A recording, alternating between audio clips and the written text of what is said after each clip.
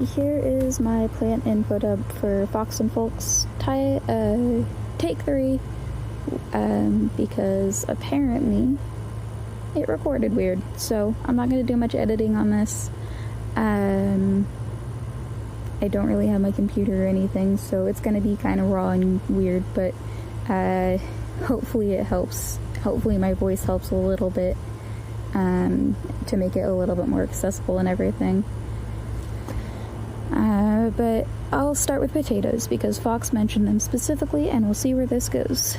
This is specifically for folks with a minimal amount of space, money, time, and spoons. Hopefully these tips extend past that, but the assumption is that fun money is all but nothing and your space is extremely limited, so for all of my recommendations.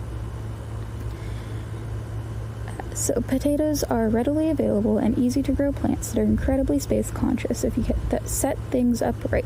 All you really need to start is some kind of container, potatoes, soil of some kind, and depending on the setup, some mulch or straw. The container you use should be shallow and wide, like a flower bed, a tire filled with soil, a wooden box, something like that. It can also be like kind of medium size, like a storage tote, or tall, like a laundry basket, an old vacuum bag, a retired nightstand, or a broken kitchen trash can. The tall ones need a special planting, like a special way to plant them, and I'll get into that later. For the potatoes, get what you can find. Have a favorite type you can afford. Bet old russets that aren't food safe anymore works for me. The important part is that you can cut them into chunks, and that those chunks will be about 2 to 3 eyes on each. Eyes are the little bead things that grow the roots out of them. The soil can be anything that has nutrients, whether that's compost, Miracle-Gro from your local hardware store, bulk soil from the dump. All of that will work. I'm partial to just calling around and seeing if anyone has rabbit or livestock bedding, as it is quite rare for people to complain about you taking their waste away. I can do that because I can put my plants outside. Probably not recommended for inside people.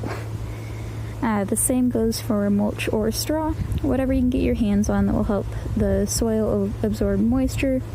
I happen to live near a tree removal service, and they give out chipped wood for cheap. When planting in beds, whatever shape that takes, the steps are fairly simple. Plant the potato chunks in the soil, cover in mulch, and let them grow. After they are about 12 inches or 30 centimeters tall, mound the soil around the base of the plants, which will create some more space for the roots, which are the roots of the actual potatoes. Don't let the roots reach sunlight. They will become toxic. If they turn green, that is a sign of the aforementioned toxicity. Probably don't eat them.